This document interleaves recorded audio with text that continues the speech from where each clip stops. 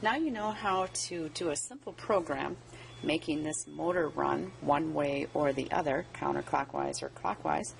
And we're going to take the assembly that you already made, the rack and pinion assembly, and instead of having to manually run the rack and pinion, we're going to program it so that it runs from our computer program. So we have to look at which type of gearbox we need first. I have the motor, and remember that the smaller gearbox, or the mini gearbox, is the one I could put a spindle through, so for rotary motion. And then the larger gearbox was the one where I could run the motor along the track, okay, which might actually make this a little confusing when I think about it, because I see the rack and pinion here, but think about where the work is on this assembly. The work, or the input, is actually moving this handle, so that's a rotary movement. So we're going to go ahead and choose to use the motor, the mini gearbox, and then you need the little gear that will turn inside of that mini gearbox. Okay, so knowing that we have to replace the manual motion here with the automated motion, I'm going to take that handle off. And now I need to connect my motor and gearbox to that spindle.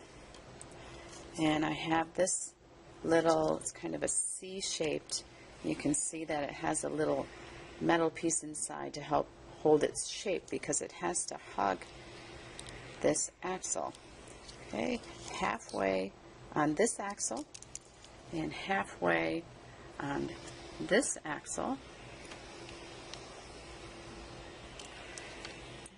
Let's see, can I get it to stay here?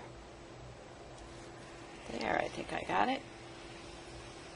Okay, and now the gearbox is engaged. It's against the gear there, so it's not going to go ahead and move until I actually run the program. And I'll put it that way because I like how the connectors there are up and easy to access. And I want to put this on my platform, so I just made like a little L shape and just connect this, or just leave it. I guess it doesn't have to be connected, it can be just like that. And now I'm going to connect the motor. I had to move everything over a little bit. I have my interface and my wire that'll connect the motor output of the interface to my motor. So I connect this, and now we're going to write a program that tells this to go clockwise for, gosh, how many seconds? Let's try 2 seconds at first to see how far this gets, and we can always change it. And then it'll stop, and then it'll reverse and go the other direction for 2 seconds, and we'll see how that works. What I'd like you to do, if you think you can, is go ahead and write your own program using what you learned from the last lesson. Start with testing your interface, connect it and make sure that the program knows it's connected, and then new, and go ahead, start button, and put in your motor, how long you want it to go clockwise, have it stop, how long you want it stopped, another motor going the other direction, or same motor but another icon for the motor. See if you can do it, and then come back here and start playing this video again. Okay, I wonder how you did. I'm going to go ahead and put in the motor, and I'm not connecting it on purpose because I like to be able to leave it open for putting other things in between my icons in case I decide I need other things. So I have a motor that I would like to run clockwise for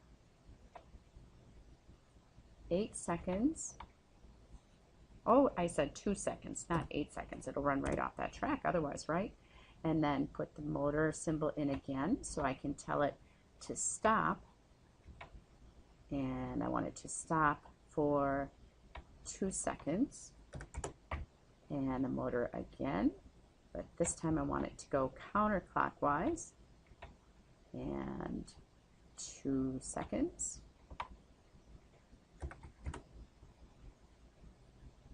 And I'd like that motor to stop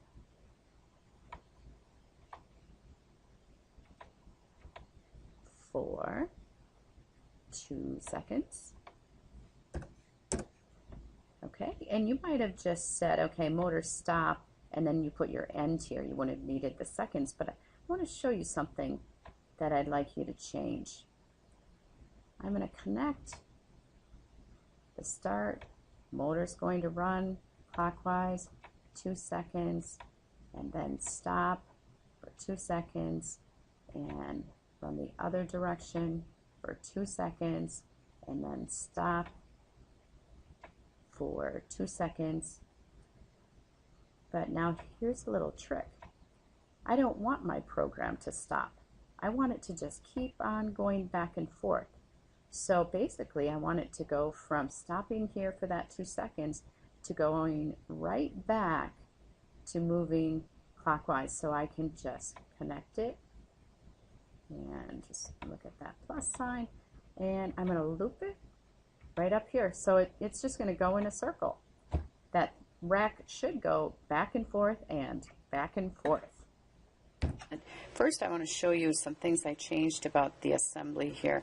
I've connected the motor with the gearbox to my assembly in place of the handle, but I'm thinking that we'd be better off taking this off, since the spindle will go directly to the gearbox. There's already something holding it up there, and that's just another place where there can be resistance, and we don't really want resistance.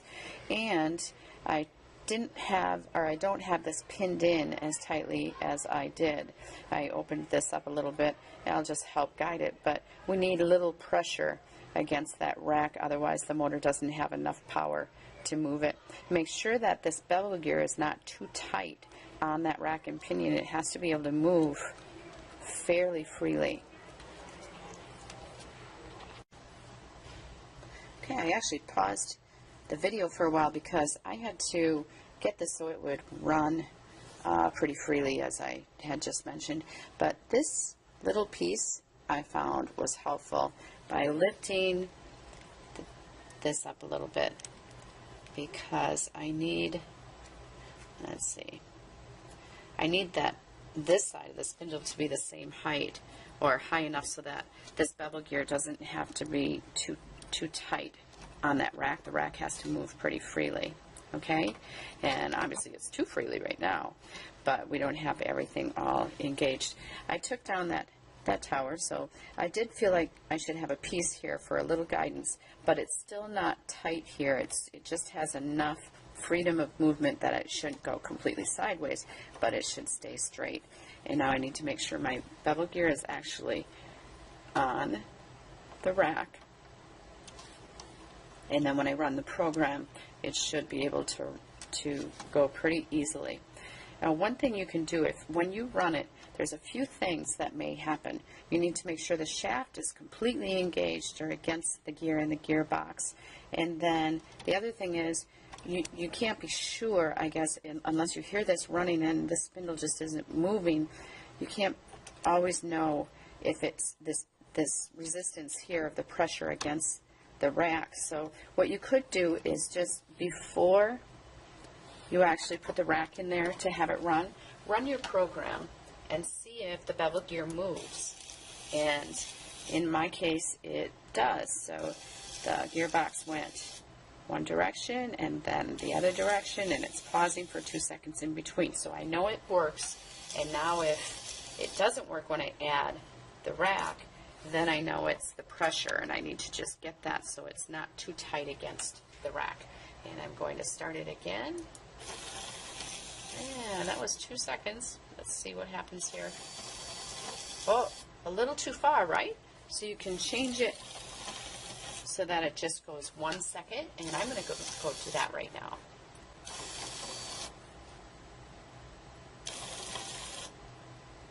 There we go. And it's automated. When you have yours working, turn your light on and show your teacher.